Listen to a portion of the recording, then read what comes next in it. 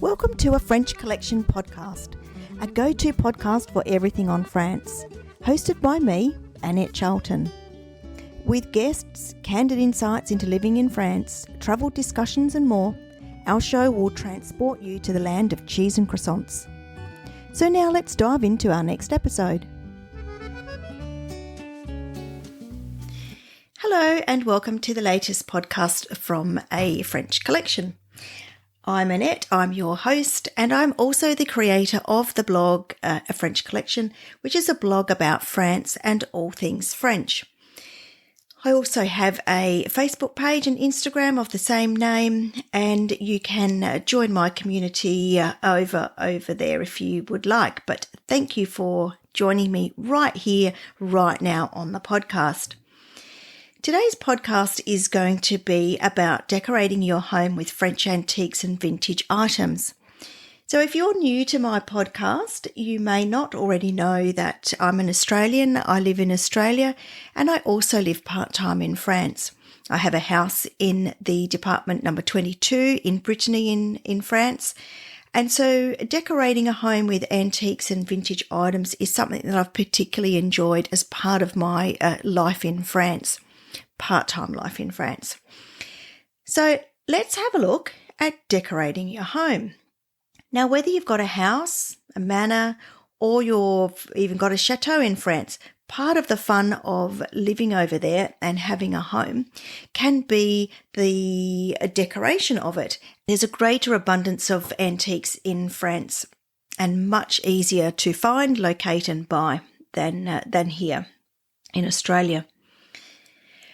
So antique and second-hand furniture and smaller decor items is a great way to keep your house in the style that it's designed, to keep things period, and also living a life, a French life. There's quite a few ways that you can find antiques and vintage items. There's the antique and brocanti stores. And there's always a market happening. So you should be able to find just the piece that you're looking for. I'll go through the different options. These are general options that you have available. There's the retail antique stores. There's markets. There's brocanti stores. Now, that's actually a French second-hand and small item furniture store. There's the vide-grenier. Now that's an attic or a garage sale. So instead of going to maybe in the country that you live in, when someone has a garage sale, you go to each house and you go to their garage sale or what they've got available that they're trying to sell. So the vide-grenier is where lots of sellers, it's a little bit maybe like a car boot sale in the UK. So you bring your goods and they're all in the one place. So let's just have a brief look at those 4 different options that you have. High-end antique dealers will either have their own retail store or they may have a booth at an upmarket retail gallery. Some of them also do online auctions and you can purchase things directly online also. With markets are a collection of pop-up stalls. Sometimes at a regular place and on a regular date. Markets can specialise. They may be a market that specialises in silverware, books, often records and books are together, or they may specialise in furniture. So your brocanti stores, they're usually of a fixed address, a mortar and stone type of building, the fixed address. They've got second-hand furniture, household items, toys, clothing, often gardening ornaments and books. Your vide-grenier, that's more of an occasional market where, like I mentioned before, individuals will come together and they'll sell their extra furniture, garden equipment that they don't want anymore, household items, or even clothing. These can be referred to as a car boot sale in some high-end antique stores throughout Paris on the times that I've spent in Paris. I, however, feel much more comfortable and I much prefer visiting markets. and brocanti stores, and there's always a treasure to be found at a vide grenier. And you also get to be able to talk to the people that are selling it, and sometimes they can give you the story behind the item, the history. It's often belonged in their family for some time. So I find that these one-on-one conversations are part of the fun of going to these vide greniers. Okay, so with the vast array that's often available at the markets, you'll usually walk away with something. So just a bit of a tip, always take your shopping basket or your string bag with you, because I'm sure there'll be something that's just right for your home or maybe for a friend that you want to pick up. Now take a note, however, that while the term brocanti, it's usually used for a store of a fixed location. In the guidebooks that I will go on to discuss in a moment, the word brocanti can also be used for markets. So that's the collection of pop-up stalls. So depending on where you're going, sometimes the word brocanti can be used for what other people call the vide grenier, and sometimes brocanti is the location, the physical location of a shop. So how are you going to find where these markets and vide greniers are and when are they on? There's a couple of publications. They're an annual publication, so they're a yearly guide. And these guides have detailed information about markets. I've never found a guide as comprehensive as the ones that I find in France and Australia.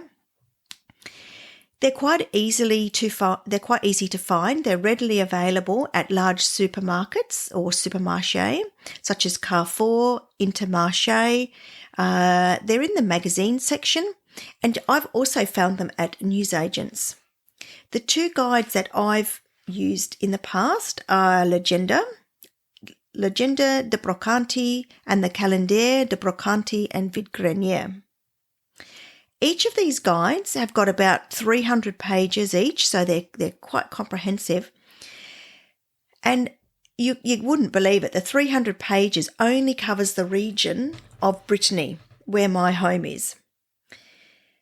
So the guides will be stored in the supermarket or newsagent in your area, and the guide will most likely be for that area only.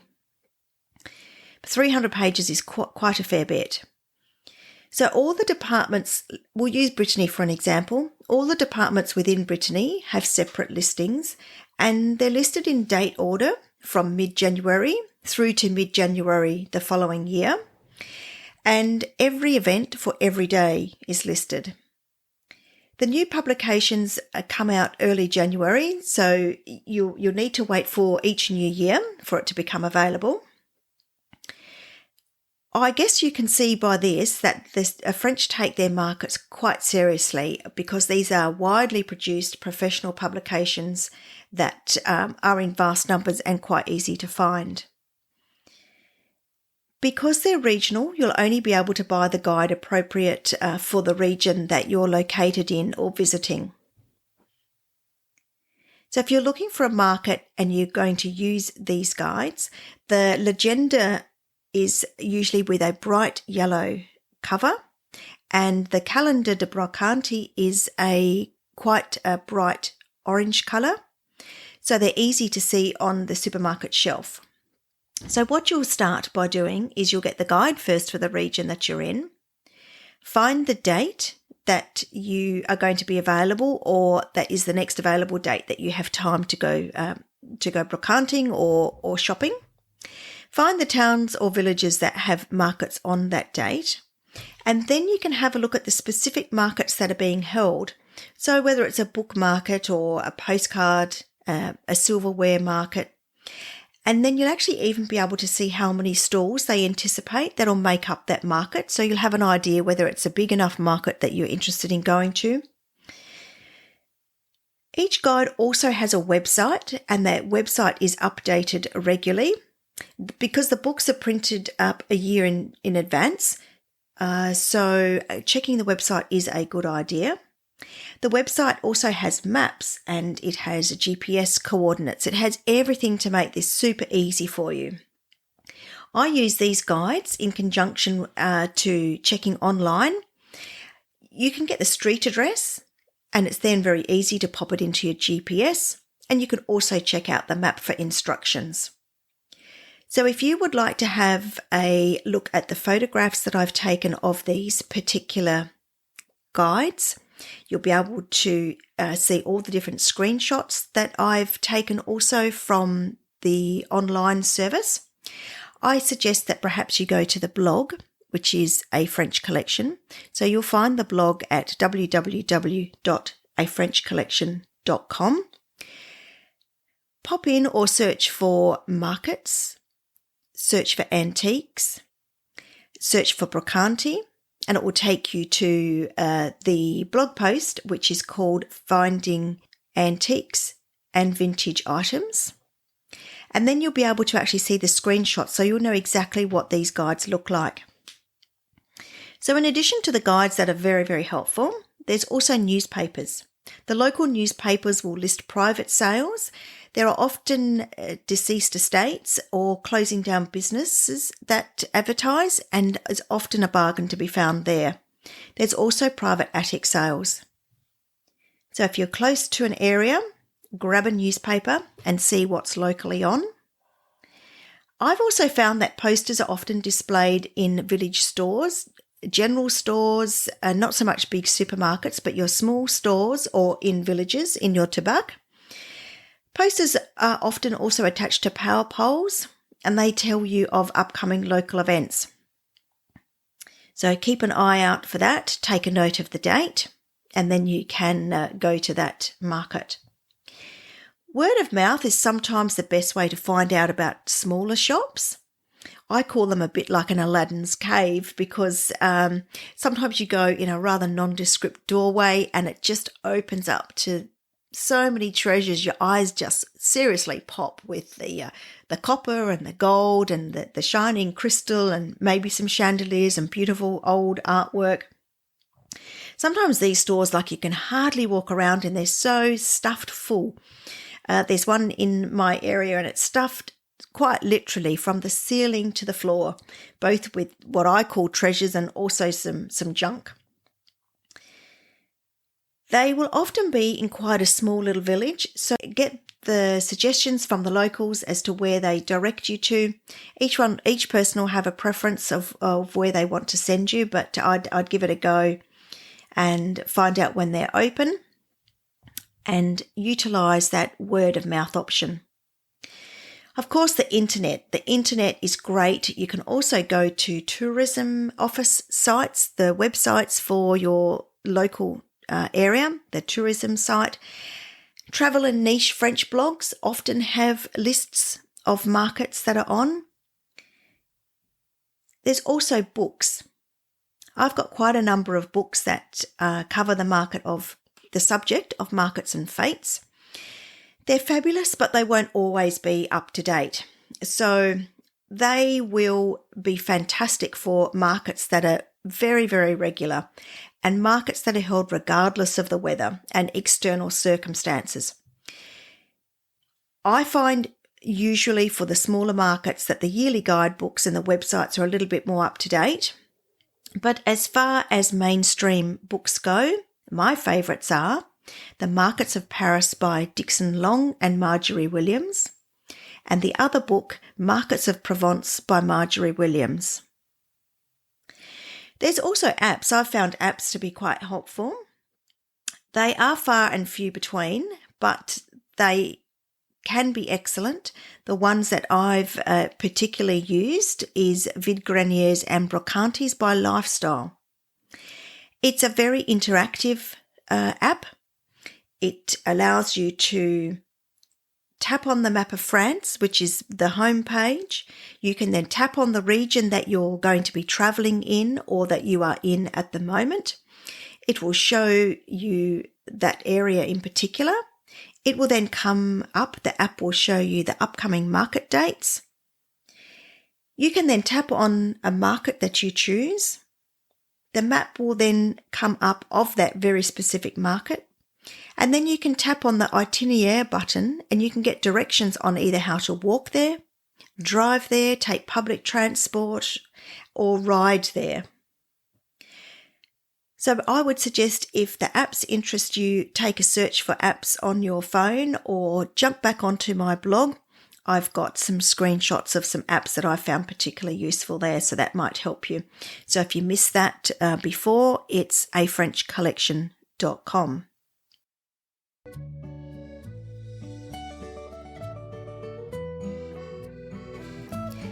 And now a word from our sponsor, A French Collection Tours. Thinking of visiting France? A French Collection Tours offer inspirational, luxurious escorted all-women tours to Paris, Normandy, Brittany and Provence. Imagine 7 days with a small group of like-minded women exploring the wonders of France. These fun and exclusive tours focus on culture and art, great food and drink, authentic locations and market trips and boutique shopping. A French Collection Tours are perfect to relax and unwind, re-energise and invigorate, with everything taken care of for you. Your host, Annette Charlton, has lived part-time in France with her family for over 11 years and knows how to ensure your tour is perfect. Whether it's bucket list items or secret places Annette knows about, you will truly love the Parisian vibe. And if you want to experience Brittany like a local, then walking quaint towns, beach walks will delight you. Or if the warmth of the south of France appeals to you, then you'll be spoiled amongst the charming villages and ancient sites on a French Collection tour. So if you're thinking of travelling to France, take a look at A French Collection Tours and create your lasting memories while having the time of your life. Find out more at www.afrenchcollection.com. So before the break from our sponsor, we looked at the different ways that you could find out where the markets and the different options are for buying French antiques and vintage items to decorate your home. Or maybe if you don't have a home in France, you might bring them back to your own home, or you may even bring some smaller items back as souvenirs or gifts for others. So when we were talking about the larger markets that are held on regular days and at a regular location, and they're often the markets that are described in publications, in books, because they don't change. So regardless of the weather, regardless of what else is happening, these markets are a very regular occurrence. One of these is it's actually the largest antique market in the world. It's quite extraordinary. So it's Marché Saint-Ouen. So it's actually spelt as in Saint, S-A-I-N-T, dash, it's capital O-U-E-N. It's called La Puce by the locals for short, and that's spelt P-U-C-E-S. So that is on the edge of the area of Paris. It's actually made up of a number of smaller markets. It's near La Puce de Clignancourt. That's the actual metro station that it is near, and it's just on the outside of the peripheric ring of Paris. So you will need to either catch a cab there or go by train. So this huge market, which the Parisians simply call La Puce, is the collection of smaller markets, which are then in turn made up of many stall holders. And the reason that the market is sometimes referred to by the locals as La Puce de Clignancourt is because they're actually referring to the metro stop of the entrance to the market. Now, the first time I went, I really only scratched the surface of what was available because it actually covers 17 acres. So let's find out a bit more about this absolutely incredible market. It's called the King of Flea Markets. So covering the 17 acres makes it the largest flea market in the world, and it has a really well-deserved reputation for quality goods, with many of the vintage and antique stall holders or the smaller markets, they're known worldwide for their ability to source and collect precious antiques and wares. With around about 3,000 open-air stalls, it really is best to take a map of the market with you. There's lanes and some wider streets, and they're named to actually help you navigate this vast area. Alternatively, if it's your sort of thing and you've got the time, getting lost is actually a really good way to find lots of things that otherwise you might not have found. But if you are on a deadline or getting lost seems too stressful for you, and I totally understand it, or you need to be able to get back out of the market from the entrance that you started your day of shopping, taking a map is probably quite essential. So these smaller markets, these are called Paul Bert, Dauphine, Malais, Venison, La Passage and Entrepot. These are some of the smaller markets which are within the large market. One well-known smaller market is Marché Paul Bert, and it's described as pure flea chic, and it attracts designers and decorators, particularly those that are looking for a bit of a new take on things. So this market within the market is located at 18 Rue Paul Bert and 96 Rue de Rossière. They have a website, so you could even have a look at the website. It's called Paul Bert, PAULBERT .French.antique-dealers.com. So some other smaller markets within the large market are Marché Dauphine, and that's well known for its eclectic collections, and Marché Malais, which is a favourite with vintage fans. My favourite market within the market, and the area that I usually take my tour guests to, this is not to be missed, this market. It's something that I take my tour guests to every time. This market, Marché Venison, has about 250 small stalls, and they're jam-packed with toys, silver, pictures, beautiful crockery, vintage items, and it's the closest market to the main entrance. So being on our tour, that makes good sense for us because we can get in and have a lovely morning in the market and then easy access back to our metro station.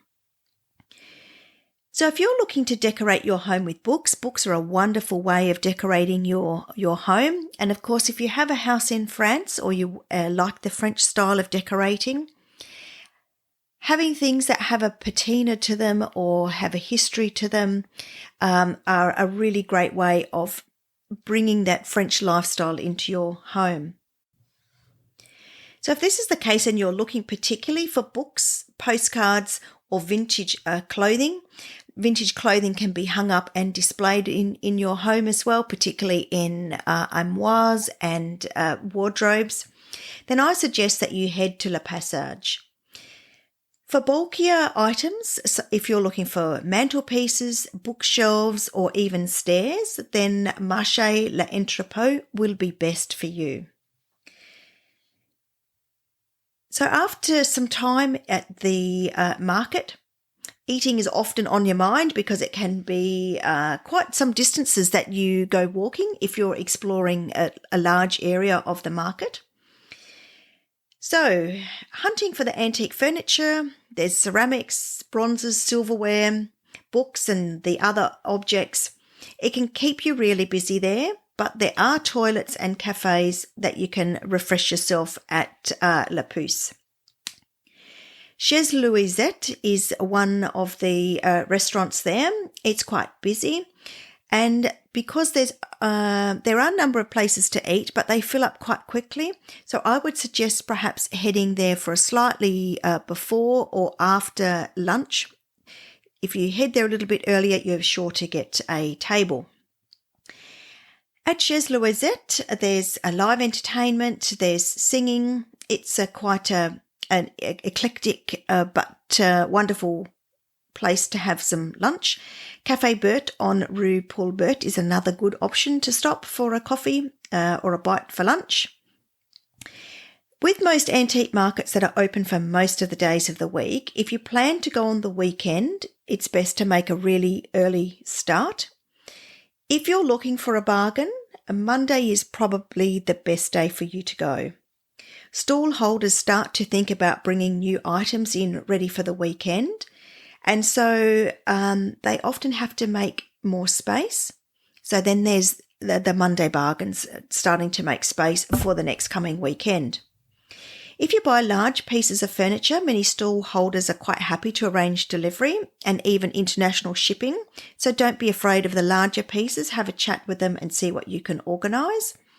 I've also had some antique dinnerware delivered to my house, so it's something definitely that is worth investigating. Bargaining is accepted at this large market, although it is a little bit less common. And if you don't feel bargaining or confident bargaining in French, then I would suggest this is the same for if you go to any brocante, vide grenier. So we were discussing those other options a little bit earlier on the podcast. If you don't feel confident bargaining or talking to the sellers at the market or the shop, take a little notebook and a pen so that at least you could perhaps jot down the price that you're offering, and always do that with respect, but perhaps even purchasing a few items together. You can lump them together and then offer a price for the group together, and you can get often a better price that way, and cash is usually best. So how to get to Marché de Puces? What I do is I take Metro Line 4 to Porte de Clinicourt, and then I exit walking away from McDonald's. And then that's away from McDonald's and towards KFC until I get to the highway overpass. At the highway overpass, at this point, you'll see stalls that sell all sorts of junk. And quite honestly, it's junk. You need to walk purposefully past these sellers. They are not part of the marché. They are sellers selling junk. Walk past them. Keep going underneath the overpass, and then I take the second left into Rue de Bossière, and then I enter Marché Venanson that way. So today we've had a look at a few different ways. We've had a look at where you can find your items, vintage items, and then we've had a look at the largest vintage market in the world, which is just outside Paris.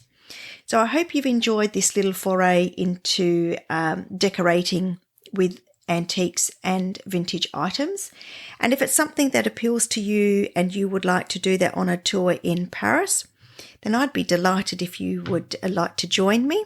So you can find out more about my tours as well over on the blog, together with the full blog post and a transcript of today's podcast. So go to www.afrenchcollection.com. And until next week, thank you for joining me. It's been great fun again, and I'll catch you all next week. Bye.